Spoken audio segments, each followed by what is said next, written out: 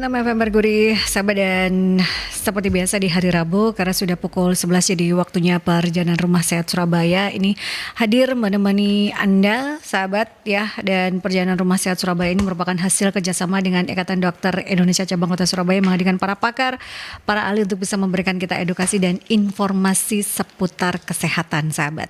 Dan di edisi 28 Februari 2024 ini kita akan membahas terkait dengan tema waspada tai lalat dan gejala kanker kulit sahabat. Sudah hadir di studio ada Dr. Niputu Susari Widianingsih. Beliau merupakan spesialis dermatologi venerologi Mars Fin SDV dan FAADV sahabat. Dan kita ketahui bersama kalau kita bicara tentang kanker kulit sahabat, di mana kanker kulit ini adalah kondisi yang ditandai dengan perubahan pada kulit ya sahabat, yang diduga disebabkan oleh paparan sinar UV ataupun juga lainnya. Dan penyebab-penyebab kanker ini kan banyak sekali sahabat. Kenapa kita bahas kanker? Karena kita masih berada di bulan Februari yang merupakan bulan kanker. Jadi kita pengen mengedukasi sahabat-sahabat Merkuri berkaitan dengan kanker kulit, terutamanya waspada tai lalat dan gejala kanker kulit. Saya langsung menyapa, apa kabar Dr. Niputu Susari Widianingsih? Kita ketemu lagi ya dok? Iya, kabar baik Mbak, alhamdulillah. Setelah cukup lama, karena kita dulu membahasnya seputar pandemi berkaitan dengan berjemur, tapi kita membahas untuk saat ini adalah kanker kulit dok. Sebelum membahas terkait dengan tai lalat, saya pengen menanyakan pada Dr. Niputu Susari Widianingsih, kondisi kanker kulit ini yang seperti apa sih dok? Kita menyamakan persepsi terlebih dahulu. Kanker kulit ini kondisi yang seperti apa dok? Iya, jadi kanker kulit adalah kanker atau keganasan ya yang muncul pada sel-sel kulit gitu ya, yang ada ini. Nah, bentuknya itu memang ada yang paling sering itu kan yang berupa tai lalat gitu ya, bentuknya yang paling sering kita jumpai. Jadi ada yang kalau di kedokteran dibedakan melanoma dan non melanoma gitu ya. Non melanoma itu yang bentuknya seperti tai lalat yang hitam itu ya, dan itu yang paling ganas ya, paling ganas dan paling menyebabkan kematian paling tinggi gitu ya. Jadi 75% dari kanker kulit itu melanoma ini yang paling tinggi penyebab kematiannya. Walaupun mungkin kalau dibandingkan dengan kanker-kanker yang lain itu masih kanker kulit mungkin masih peringkatnya di bawah ya, tapi saat ini sih mungkin bisa nomor 3, nomor 4 gitu ya, dia paling banyak ini. Jadi ada kenaikan ya dok ya dari pasien kanker ini akibat UVK, atau kalau bicara tentang penyebab kanker ini karena apa sih dok? Ya, jadi kanker kulit itu memang kalau di negara kita tropis mungkin lebih sedikit ya, nggak sebanyak di negara dengan kulit putih atau dengan ras Caucasian, karena memang tipe kulitnya berbeda. Biasanya paling sering ditemukan pada tipe kulit putih, tipe kulit tipe 1, 2 gitu ya. Kita biasanya itu yang putih, pucat, kemudian dengan rambut yang blonde gitu ya. Biasanya itu mereka lebih sering karena memang warna kulitnya melaninnya lebih sedikit ya, dibandingkan dengan yang tipe kulit Asia seperti Indonesia gitu ya. Hal ini berkaitan juga dengan ras ya gitu, karena di Eropa biasanya yang paling banyak ya, tapi kalau di yang Katulistiwa itu Australia itu juga banyak ternyata, karena memang mereka penduduknya asli ternyata bukan orang kulit putih kan, bahkan orang kulit banyak imigran di sana yang aborigin ya. Tapi karena mereka itu penduduk datang ya, yang kulit imigran putih ini, makanya banyak juga di sana yang kanker kulit gitu. Tapi kalau di Indonesia memang tidak banyak, tapi mungkin akhir-akhir ini meningkat mungkin karena faktor lingkungan ya, dari ozonnya mulai menipis atau ada lubang-lubang itu ya, jadi UV ini bisa lebih mudah menembus ke atmosfer bumi gitu. Tapi berarti kalau bicara penyebab ini beragam sekali gitu ya dok ya, bisa jadi karena memang lingkungan atau memang karena ras gitu ya, itu ada beberapa faktor resiko yang bisa menjadi penyebab kanker itu ya dok ya. Tapi kalau bicara tentang faktor resiko, gender ini berpengaruh nggak sih dok, atau juga faktor usia? Karena biasanya kanker itu kan berhubungan dengan faktor usia. Ini ada pengaruhnya nggak sih dok? Resikonya akan lebih tinggi atau seperti apa kalau kanker kulit ini? Ya sama sebenarnya ya, pada usia-usia yang lebih lanjut lebih mudah untuk terjadi kanker kulit. Kemudian kalau gender itu mungkin lebih karena kalau pria itu aktivitasnya banyak di luar gitu ya. Kalau zaman dulu ya mungkin, tapi kalau sekarang sama perempuan saja pun gitu juga ya. sama ya. Jadi mereka lebih resiko untuk terpapar matahari, karena memang yang faktor paling besar untuk menyebabkan kanker kulit ini ya paparan UV ini, paparan sinar matahari ya. Jadi mungkin karena cowok lebih banyak aktivitas di luar, dulu banyak ke mereka ini ya, seperti petani, pelaut itu dulu paling banyak. Kita kalau waktu sekolah dulu itu paling banyak dari mereka yang pekerjaannya seperti itu gitu. Tapi mungkin saat ini sudah lebih beragam lagi ya. Lebih beragam karena semuanya juga beraktivitas di luar gitu ya, tidak hanya para pria yang di luar untuk mencari nafkah, tapi juga semuanya. Karena yang terbesar adalah lingkungan ya dok, karena paparan sinar UV yang terlalu sering itu bisa menyebabkan faktor resikonya akan lebih tinggi gitu ya dok. Sering dan lama ya. Dan lama dan tanpa pelindung tadi ya. Dok, kalau gejala, kalau yang lainnya adalah saat gejala itu muncul berarti sudah cukup gawat gitu. Tapi untuk kanker kulit seperti apa? Apakah saat gejala muncul berarti sudah mulai berat untuk kankernya? Seperti apa kalau untuk kanker kulit dok? Ya biasanya yang tadi yang paling sering kan yang berupa tai lalat tadi ya. Nah, jadi kalau memang jadi sebenarnya kalau kanker kulitnya tadi ada yang berupa tai lalat, ada juga yang non tai lalat ya. Itu biasanya karena luka yang lama yang tidak sembuh-sembuh, itu juga kita harus hati-hati. Nah, kalau untuk tai lalat sendiri gitu, tai lalat itu benjolan atau tumor lah ya. Semua benjolan kita sebut tumor ya. Nanti perkara itu ganas atau jinak, nah itu kita nanti harus bedakan. Nah, itu adalah benjolan yang muncul dari sel melanosit. Melanosit ini sel penghasil pigmen tadi ya. Jadi makanya dia berwarna bisa coklat, kehitaman gitu ya, gelap. Itu. Nah, tai lalat ini kita mesti aware ya kalau ada A, B, C, D, E. Nah ini kita harus aware ya. Jadi coba kita lihat A itu apa? Oh, asimetri ya. Ada asimetri. Jadi biasanya tai lalat itu bentuknya bagus ya, bulat gitu ya, simetris kanan kiri gitu ya, bentuk bulat. Nah itu mungkin masih aman. Nah, B itu bordernya. Border irregularity. Jadi kalau tepinya mulai nggak rata gitu ya, itu kita harus aware, hati-hati ini ya, berarti ada perubahan. Kemudian C-nya itu color ya. Jadi kalau warnanya satu seragam gitu masih, tapi kalau sudah warnanya macam-macam, lebih dari dua warna gitu ya, itu kita juga biasanya kan harus hitam dan juga. coklat, tapi kalau ada kayak biru kayak gitu biru, merah ya, itu harus hati-hati juga gitu ya, atau ada perubahan yang jelas itu. Kemudian D-nya itu apa namanya, diameter. Diameternya. Tadi kan Mbak Yanti nanya juga nih, tai lalat yang gimana ya ukurannya? Ya, betul.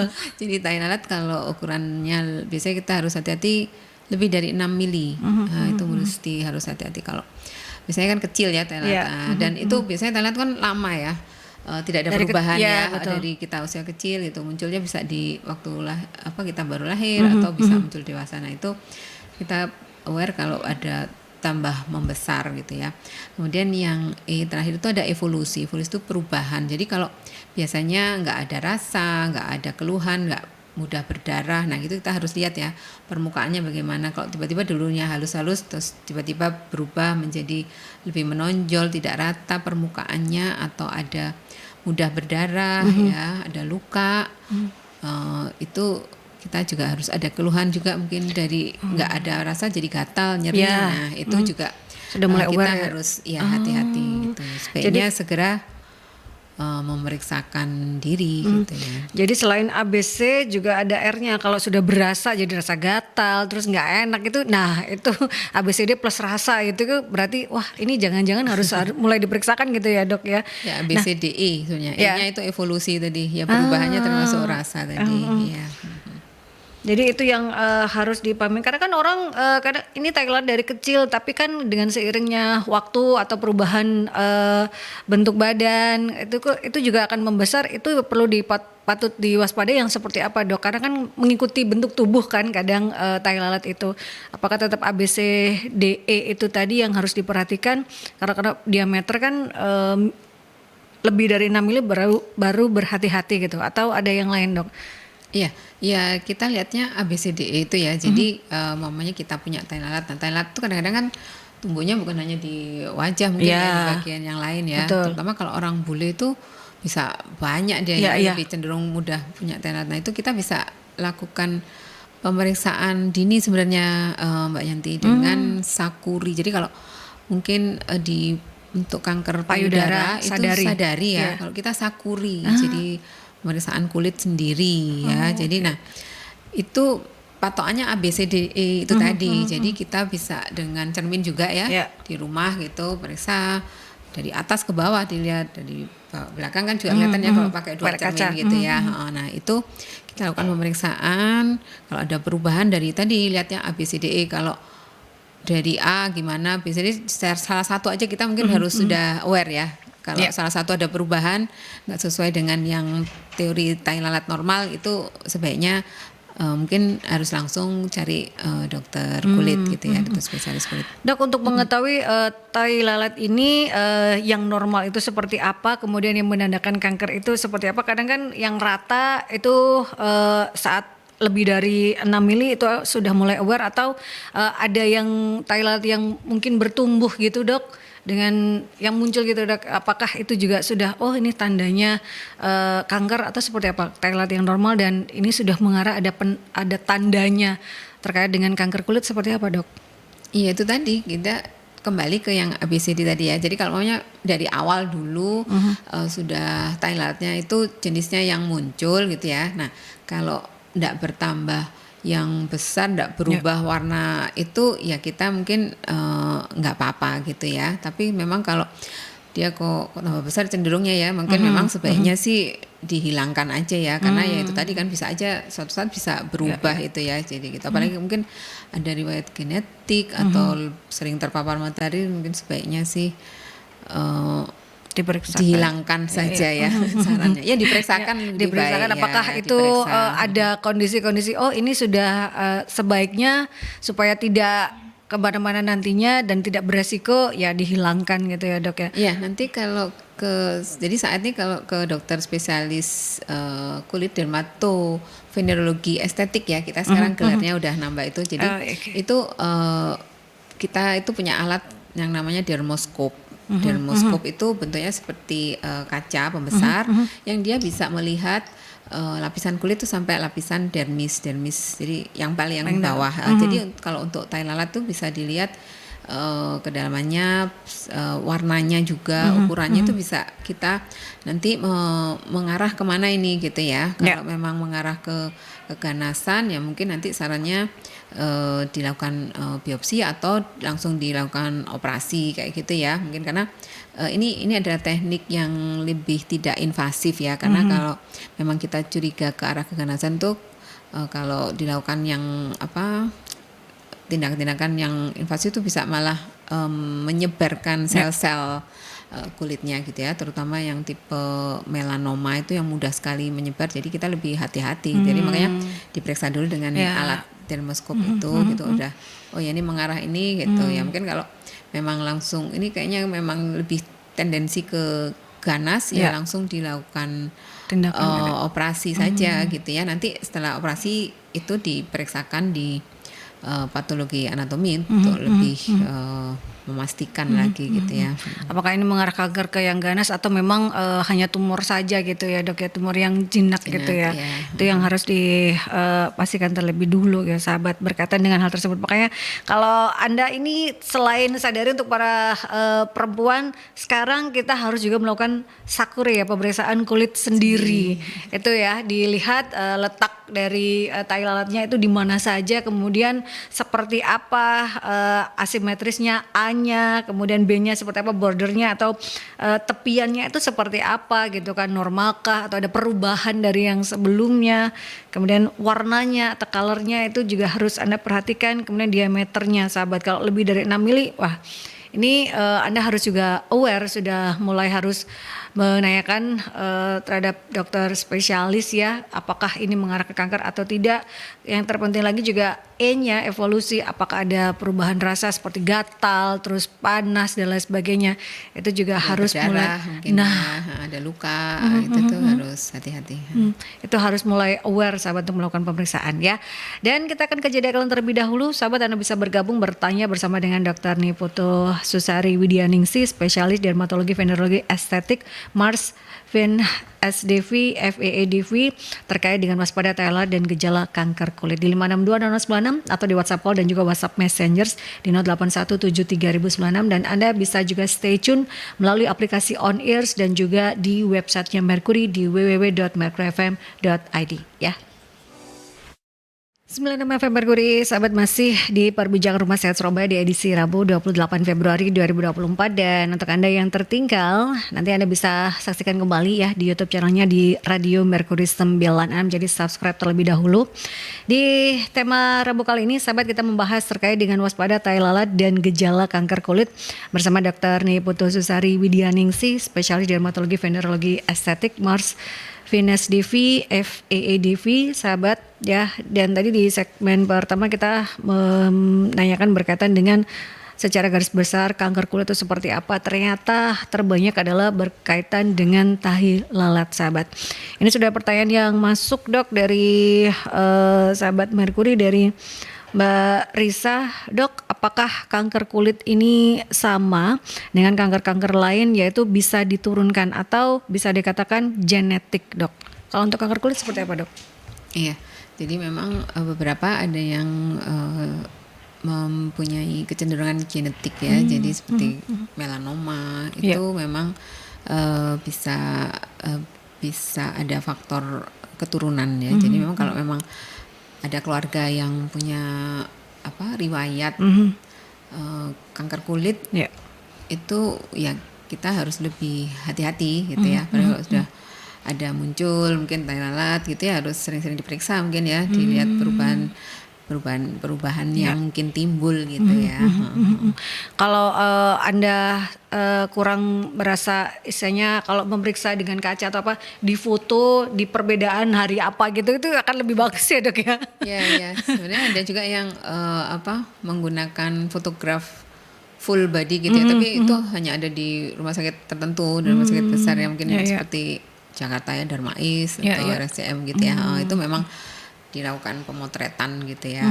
Ya mungkin sarannya Mbak Yanti juga bagus itu, di foto gitu ya, kayak gitu gimana kondisinya gitu ya dok ya, seminggu sekali, oh ada perubahan nih ya gitu kan, supaya lebih ternyata ada perubahan dari bentuk tai lalat saya gitu, apalagi yang punya faktor resiko yaitu genetik itu tadi ya. Seminggu sekali ya, berapa tiap hari.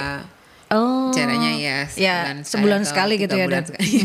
Nanti terlalu banyak foto tai lalat dong. Nah, ini untuk deteksi dini selain sakuri, pemeriksaan yang bisa dilakukan untuk deteksi dini, karena kan saya memiliki faktor resiko nih karena ada keluarga yang juga mengalami kanker kulit, itu seperti apa dok deteksi dini untuk kanker kulit ini? Itu tadi ya, jadi kalau dilakukan pemeriksaan sendiri tadi sakuri ya, dengan patokannya itu tadi A, B, C, D, E gitu ya. Kalau nggak ada perubahan yang gimana, terus bentuknya nggak aneh, ya mungkin nggak usah yang terlalu takut. Cuman kita tetap harus melakukan pemeriksaan rutin tadi 6 bulan Ya, ya. sekali atau 1 tahun sekali lah ya, Sakuri tadi itu ya. Kalau memang mulai curiga atau gimana atau mengganggu, itu bisa datang ke dokter SPDVI dulu itu tadi, karena kita punya alat yang dermoskop itu kan nggak langsung disuruh operasi atau biopsi ya. Ya. Jadi pemeriksaan pakai itu. Kalau dokter bilang oh ini masih aman Cina, nggak ada masalah, iya nggak apa-apa, nggak usah. Mungkin nanti dilanjutkan dengan pemeriksaan sendiri lagi gitu kan ya, rutin di rumah seperti itu dininya sih seperti itu ya. Mungkin lebih ke pencegahan mungkin nanti ya kalau untuk ini kanker kulit gitu ya gitu. Ini pertanyaan dari Pak Irwan, Dok, apakah letak tai lalat itu bisa berkaitan dengan kanker atau ada tidak letak tai lalat yang biasanya menjadi penanda kanker? Iya, memang kalau untuk tipe yang melanoma itu ada lokasi-lokasi tertentu yang kita harus hati-hati ya. Melanoma itu kalau muncul di kaki itu kita sebut akral melanoma ya. Itu kita harus hati-hati ya. Apalagi dia munculnya mendadak gitu ya baru. Nah, itu harus lebih hati-hati. Jadi biasanya di kaki itu para laki-laki maupun wanita ada tai lalat di kaki, hati-hati, diperhatikan. Kemudian juga di kuku tuh kadang-kadang juga ada timbul bercak, itu juga mungkin perlu kewaspadaan juga ya, itu bisa melanoma. Karena yang jenis melanoma ini amat sangat cepat sekali metastase ya ke kemana-mana ya, dia bisa ke organ lain ya gitu. Jadi memang, dan itu tadi karena tingkat kematiannya cukup tinggi. Sedangkan kalau yang tipe basal yang ada yang seperti tai lalat juga, tapi dia namanya sel basalioma, karsinoma sel basal, itu dari sel kulit yang ada di dasar itu ya, sel dasar itu dia tidak mudah menyebar ke mana-mana ya, biasanya hanya lokal. Nah, itu biasanya bentuknya mulai kayak tai lalat, kadang warnanya bukan hitam ya, kadang bening gitu ya, bening, tapi dia mulai kok tambah lama mencurigakan dan cepat biasanya ya, cepat, evolusinya cepat. Itu biasanya kayak kerowak-kerowak gitu ya, kayak digigit tikus. Nah, itu kita mulai hati-hati. Ada juga biasanya memang usia-usia lanjut ya yang sering gitu ya muncul. Jadi kalau ada, biasanya kalau kita orang lanjut itu suka ada kayak spruten hitam-hitam gitu ya, itu harus aware kalau dia tiba-tiba ini kok berubah, dipikirnya kayak atau flek gitu ya, Dok ya. Terus tapi sering luka gitu ya. Sering luka. Nah, itu kita mulai harus hati-hati seperti itu ya. Nah, lokasi memang yang kalau di daerah wajah, karena yang terpapar matahari. Sering terpapar matahari ya, itu memang harus aware juga gitu ya. Kalau yang tadi melanoma itu bisa di kaki, padahal kan dia juga jarang terpapar itu juga harus hati-hati. Jadi di kaki melanoma, yang kuku juga itu harus hati-hati. Itu juga bisa jadi ya Pak Irwan, tai lalat bisa menjadi penanda kanker kalau letaknya itu tidak biasa ya, Dok, berarti kan. Kalau di kaki kemudian karena kan terus nyeri atau apa, nah itu kan berarti nggak biasa gitu. Hal-hal yang tidak biasa berkaitan dengan tai lalat itu yang harus mulai aware berarti ya, Dok ya. Jadi kalau tai lalat biasanya nggak ada rasanya, kok ini ada gatal, nah itu juga sudah mulai aware ya sahabat, yang harus dipahami. Untuk tata laksananya sendiri dan juga pengobatan jika tai lalat tersebut adalah kanker, apakah hanya pengambilan jaringan saja dalam hal ini operasi, atau ada tata laksana atau pengobatan lain, Dok? Iya, biasanya memang kalau untuk kanker kulit itu terapi utamanya kan dilakukan tindakan operasi ya, dihilangkan. Untuk yang jenis basalioma tadi yang invasifnya lokal tadi, itu memang satu-satunya adalah dilakukan itu sedini mungkin ya. Jadi semua kanker kulit akan lebih bagus hasilnya kalau dilakukan sedini mungkin, jadi masih kecil ya, karena tindakan operasinya pun tidak akan lebar-lebar, karena kita harus biasanya yang konvensional adalah wide eksisi, jadi eksisinya itu harus lebar, harus lebih luas gitu ya, dari kalau kita operasi yang jinak gitu ya. Jadi nah, ada teknologi yang lebih baru itu dengan teknologi Mohs surgery, itu kita mengambil sel-sel yang kita curigai ganas itu sampai memang benar-benar tidak ada gitu ya. Jadi ada teknik sendiri itu karena kanker tumor-tumor kulit yang dari Thailand ini kan kadang bentuknya itu bukan melulu bulat gitu aja ya. Kalau dia yang bentuknya bulat itu biasanya ada kapsulnya, jadi nggak gampang gitu, lebih gampang ngambilnya ya.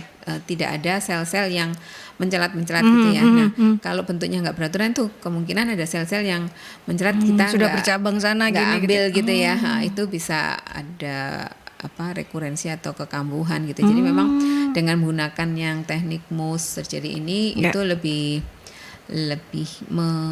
memperkecil kekambuhan tadi gitu ya. Jadi memang yang utama itu. Nah, kalau yang melanoma tadi bisa dilanjutkan juga dengan terapi bisa kemo. Atau juga dengan, kalau saat ini tuh dengan targeted sel terapi gitu ya. Itu yang lebih canggihnya lah ya.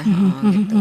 Jadi on the target gitu ya dok ya, misalnya pengobatan dan juga tata laksananya dari pengambilan itu yang utama, karena kan ini berhubungan dengan tai lalat juga gitu kan, pasti ada jaringan tumbuh yang di bawahnya, nah itu akan diambil.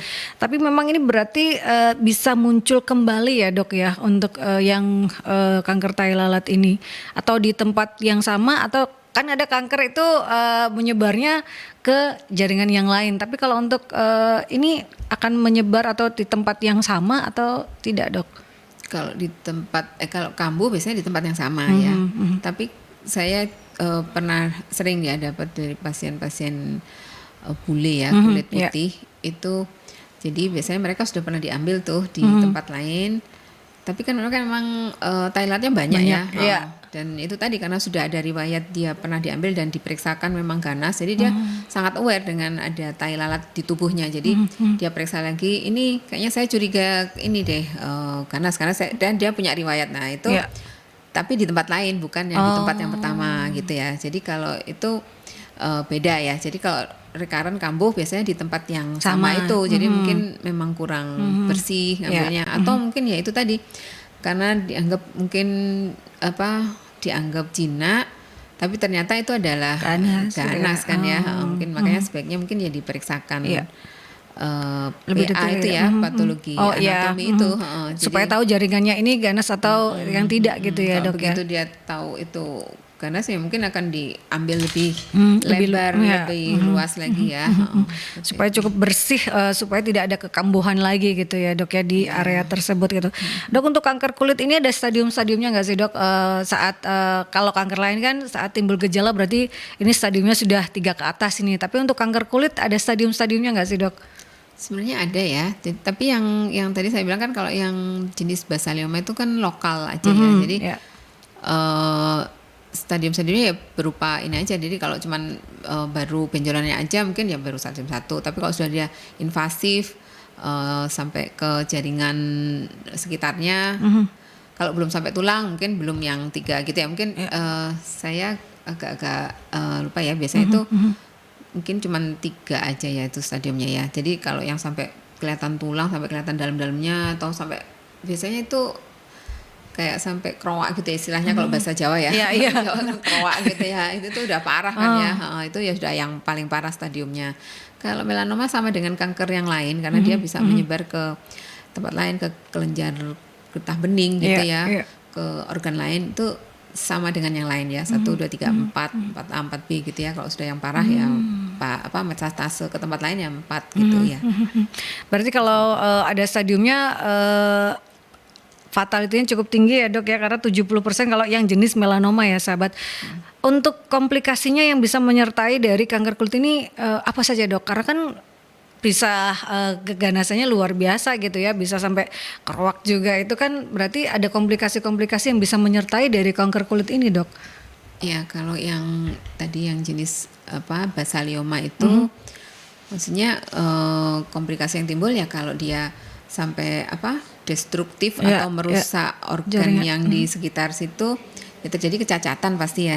Kalau karena yang diambil kan pasti lebih luas ya. Nah, lebih luas itu berarti kalau udah diambil ya pasti akan timbul kayak scar ya, agak bekas gitu ya. Tapi sebenarnya sekarang teknologi operasi juga sudah lebih canggih. Nah, kalau dia sampai kena tulang apa, ya pasti tulangnya akan ikut harus dipotong juga mungkin ya. Ya kecacatan lah. Kalau itu diabaikan ya bisa timbul infeksi kan ya, namanya juga luka terbuka ya, terbuka mudah infeksi. Tentunya bisa infeksinya kalau di daerah wajah dekat ke otak ya bisa ke otak gitu ya, nggak hanya di sekitar situ saja gitu ya. Jadi bisa jadi itu kalau dibiarkan karena sering ya pas pasien-pasien itu apalagi usia-usia yang tua itu takut mereka ya, jadi dibiarkan padahal sudah bermasalah gitu ya, luka atau datang itu sudah sudah besar kayak gitu-gitu ya. Aduh, sudah ada luka dan lain-lain gitu ya. Itu kan mudah infeksi gitu ya. Karena kan orang kita merasa orang tai lalat kan kecil aja gitu ya. Tapi kalau kondisinya tidak seperti biasanya ya, tidak pada umumnya, nah itu sudah mulai harus aware. Sahabat jangan menganggap orang tai lalat kecil, iya yang kelihatan, tapi kan kita nggak pernah tahu di dalamnya akan jaringannya seperti apa, sudah membentuknya ya dok ya, karena ini fatalitinya cukup tinggi sahabat kalau bicara tentang kanker kulit. Jadi perlindungan juga harus dilakukan supaya tetap sehat sahabat. Kita ke jeda iklan terlebih dahulu ya, tetap stay tune di perbincangan Rumah Sehat Surabaya. Kita membahas waspada tai lalat dan gejala kanker kulit. 96 FM Merkuri, sahabat masih di perbincangan Rumah Sehat Surabaya di edisi Rabu 28 Februari 2024 bersama dengan Dr. Niputu Susari Widyaningsih, spesialis dermatologi venerologi estetik Mars Fin SDV FEEDV. Sahabat, kita membahas terkait dengan waspada tai lalat dan gejala kanker kulit. Dok, ini ada pertanyaan lagi yang masuk. Nenek saya ini punya tai lalat cukup besar dok di wajah ya, di sekitar hidung. Ukurannya cukup besar. Apakah itu bisa juga dikatakan penanda dari kanker kulit? Ukurannya cukup besar dok, lebih dari 5 mili. Dan itu warnanya warna seperti tai lalat biasa dok, dari Ika dok. Seperti apa? Ya, jadi kalau tai lalatnya itu lama ya, kan dari membesarnya itu lama sekali prosesnya ya, bukan yang tiba-tiba. Itu masih dikategorikan jinak biasanya ya, dan permukaannya halus, tidak ada yang luka-luka tadi, itu masih nggak apa-apa gitu ya. Tapi kalau dia itu tiba-tiba sudah punya tai lalat nih lama, tiba-tiba dalam waktu dekat setahun itu membesar dengan cepat, terus berubah warna, luka, itu kita curiga ke arah ganas gitu ya, kanker kulit gitu ya. Tapi kalau dia itu memang lama kan, memang tai lalat kecenderungannya lama ya, dari kayaknya Mbak Yanti ini banyak tai lalat di wajah gitu ya. Terus soalnya di wajah ada, di hidung ada dok di. Ya itu mungkin kalau memang masih yang tadi ABCD-nya nggak apa-apa gitu ya. Jadi memang mungkin itu dikategorikan yang jinak. Nah, untuk Mbak Ika sendiri, apakah dia juga harus melakukan deteksi dini dok? Kalau memang karena kan neneknya ada tai lalat di wajah dengan ukuran yang besar. Untuk Mbak Ika sendiri juga harus melakukan deteksi dini kah atau seperti apa dok? Oh ya, kalau tai lalatnya bukan ganas sih masih nggak apa-apa gitu ya. Cuman mungkin memang kalau kecenderungan punya tai lalat banyak, ya itu kita harus sering-sering melakukan pemeriksaan itu tadi. Ya. Sakuri itu tadi ya dok ya, pemeriksaan tai lalat sendiri sahabat ya. Untuk pencegahan yang bisa dilakukan apa saja dok terkait dengan kanker kulit secara keseluruhannya, tidak hanya tai lalat. Untuk kanker kulit secara keseluruhan seperti apa dok?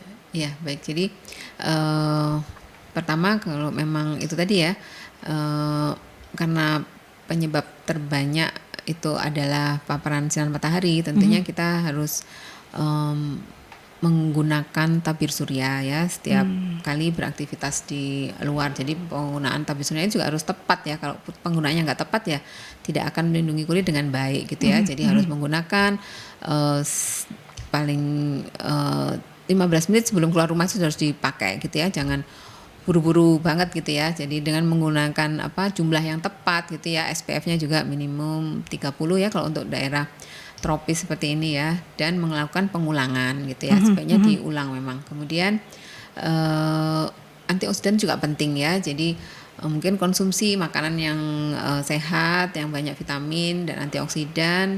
Kalau memang kurang dari asupan makanan, bisa ditambahkan dengan antioksidan yang berupa tablet kayak gitu ya. Karena itu antioksidan itu bisa menangkal radikal bebas yang disebabkan dari paparan matahari tadi yang berlebihan itu ya. Dia bisa menangkap radikal bebas, karena kalau radikal bebas itu terlalu banyak, terlalu intens gitu ya, menyerang sel-sel tubuh kita, itu bisa melakukan perubahan-perubahan sel yang tadinya normal jadi berubah menjadi keganas gitu ya. Kemudian yang ketiga, yang tadi itu untuk yang thyroid terutama ya. Kalau yang non thyroid ya, yang dia karena luka, biasanya karsinoma sel squamosa itu kita sebutnya, itu biasanya bisa disebabkan dari luka yang tidak sembuh-sembuh. Nah, kalau ada pendengar merkuri yang memang punya keluhan gitu ya, sudah diobatin nggak sembuh, tetap itu ya, itu juga sebaiknya harus cepat diperiksakan ke dokter kulit, biasanya kan lebih lanjut mungkin ini apa ya gitu ya, maksudnya bukan hanya cuma diobati saja, tapi sebaiknya mungkin dilakukan pemeriksaan yang lebih lanjut gitu. Itu ya sahabat. Ini pertanyaan lagi dari Pak Andika, Dok, Indonesia ini kan sinar mataharinya cukup banyak ya. Bagaimana perlindungan untuk para pria atau laki-laki ini yang sering kali di luar ruangan? Nah ini biasanya kan kalau para laki-laki mungkin rada penggunaan UV-nya gitu ya Dok ya. Sebenarnya sama ya Dok ya, atau seperti apa untuk perlindungan para pria ini yang merasa saya ini terlalu sering nih kena sinar paparan matahari, seperti apa Dok? Iya, jadi perlindungan terhadap matahari itu banyak ya, bukan hanya mengoles tabir surya saja, tapi juga mungkin sebaiknya diikuti dengan yang lain seperti menggunakan topi ya, topi yang lebar yang bisa melindungi gitu ya. Kemudian bisa dengan payung gitu ya, atau kacamata yang bisa UV ini ya, protektor gitu ya. Pakaian juga ada ya sekarang ya, pakaian yang ada UV ininya. Jadi saya rasa tetap ya pria-pria sekarang juga harus aware dengan kulitnya, karena sering terpapar matahari tadi. Karena sekarang juga tadi seperti saya sebutkan, lingkungan kita juga nggak sehat seperti zaman dulu ya, karena tadi ada polusi, ada ozonnya semakin menipis, jadi kita nggak tahu lubang-lubang ozon yang langsung yang bisa menembus UVC, UVB-nya lebih gampang mengenai kulit kita gitu. Jadi sama saja ya untuk Pak Andika, jadi bisa menggunakan sunscreen atau apapun itu sama, toh sunscreen juga sekarang cukup bagus-bagus ya, tidak seperti dulu yang putih atau apa gitu ya, banyak tinggal reapply saja, itu akan lebih mudah. Kemudian pemilihan asupan juga tadi seperti yang disampaikan oleh Dr. Putusari terkait dengan pencegahan bisa dilakukan, dan yang terpenting adalah kalau Anda memiliki banyak thyroid, ini bisa melakukan sakuri, pemeriksaan kulit sendiri sahabat ya. Dok, terakhir tips dan juga pesan sehat untuk sahabat-sahabat Merkuri terkait dengan tema kita hari ini, apa yang ingin disampaikan oleh dokter? Baik, untuk mencegah kanker kulit ya, tentu jangan abaikan luka ataupun tai lalat ya yang ada di tubuh kita. Selalu lakukan pemeriksaan rutin kulit diri sendiri, kemudian juga selalu gunakan tabir surya untuk terutama bila kita beraktivitas di luar rumah. Itu ya sahabat, karena tabir surya itu sekarang sangat penting, bahkan SPF-nya sekarang lebih tinggi ya Dok ya, minimal 35 itu ya. Kemudian plus-plusnya itu juga harus 3 lah minimal ya Dok ya. Pemilihan sunscreen juga harus diperhatikan gitu ya. Harus yang broad spectrum ya, jadi bisa UVA, UVB, UVA itu biasanya ada PA++ itu tandanya ya. Itu yang harus dipahami, dan yang terpenting sahabat, kalau sudah mulai tai lalatnya merasa ABCD ya asimetris, bordernya yang tidak seperti biasanya, kemudian colornya itu juga tidak seperti biasa, diameternya lebih dari 6 mili, ini sudah harus berhati-hati, dan ditambahkan juga evolusinya ini sudah ada rasa panas, rasa gatal, itu juga sudah harus mulai aware melakukan pemeriksaan. Kalau mau melakukan pemeriksaan dengan Dr. Putusari bisa di Surabaya Skin Center gitu ya Mbak Winda ya, betul, oke. Di situ juga bisa Anda melakukan gitu ya. Dan perbincangan Rumah Sehat Surabaya di edisi Rabu 28 Februari 2024 ini sudah harus kita akhiri. Ketemu lagi di perbincangan Rumah Sehat Surabaya Rabu depan, sahabat, dengan tema yang berbeda. Karena setiap minggunya kita memiliki tema yang berbeda untuk kita bahas, untuk kita edukasikan pada sahabat-sahabat Merkuri, kepada masyarakat. Dan perbincangan Rumah Sehat Surabaya ini merupakan hasil kerjasama dengan Ikatan Dokter Indonesia Cabang Kota Surabaya, ya, yang menghadirkan para pakar, para ahli untuk bisa memberikan kita edukasi dan informasi seputar kesehatan. Dan Anda, sahabat, bisa menyaksikan kembali perbincangan Rumah Sehat Surabaya di YouTube channel Merkuri di Radio Merkuri 96. Dok, ini ada pertanyaan yang cempil baru masuk, boleh ya Dok ya? Sebelum kita benar-benar akhiri, dari Bu Aisyah, apakah tai lalat yang mengandung kanker kulit juga bisa terjadi pada balita di bawah usia 3 tahun, Dok? Sebab mereka kan jarang terpapar sinar matahari seperti orang dewasa. Nah, itu seperti apa, Dok? Ya. Kanker kulit bisa juga ya mengenai anak-anak. Jadi pada penyakit memang biasanya jarang ya. Jadi ada kondisi yang baru lahir itu sudah ada tai lalat yang besar-besar itu ya, namanya congenital melanocytic nevi. Itu memang ada yang bisa berubah ganas gitu ya. Itu biasanya muncul karena dari lahir itu ya. Nah, itu bisa. Nah, kemudian yang kedua, itu ada kondisi penyakit genetik yang seperti seroderma pigmentosum itu istilahnya ya. Jadi dia memang anak kecil ini tidak tahan paparan matahari ya. Jadi dia gampang kulitnya itu muncul tumor kulit atau kanker kulit ya. Jadi dari usia dini, biasanya dari memang genetik dia ya. Banyak kelainan kulit lainnya, tapi salah satunya adalah dia mudah muncul kanker kulit ini. Jadi dia nggak boleh kena paparan matahari biasanya gitu ya. Jadi bisa sekali pada anak-anak, nggak hanya orang yang lanjut usia, tapi memang terbanyak adalah yang di dewasa lanjut biasanya itu. Faktor resiko itu akan lebih sering muncul untuk yang sudah usia lanjut ya, Dok ya. Tapi untuk anak-anak bisa juga terkena kanker kulit, sahabat ya. Terima kasih Bu Aisyah sudah terjawab ya di akhir perbincangan, dan terima kasih juga Dr. Niputu Susari Widyaningsih, spesialis dermatologi, venerologi, estetik, Mars, Fin SDV, FEADV. Sahabat sudah memberikan kita banyak informasi dan sudah mengedukasi kita terkait dengan waspada tai lalat dan gejala kanker kulit. Ingat Sakuri dan ingat ABCDE ya, sahabat. Kalau Anda pengen tahu lebih dalam lagi, saksikan kembali di YouTube channel Merkuri di Radio Merkuri 96. Kita tutup perbincangan di Rumah Sehat Surabaya hari ini. Stay safe, stay healthy, be happy, dan Assalamualaikum warahmatullahi wabarakatuh.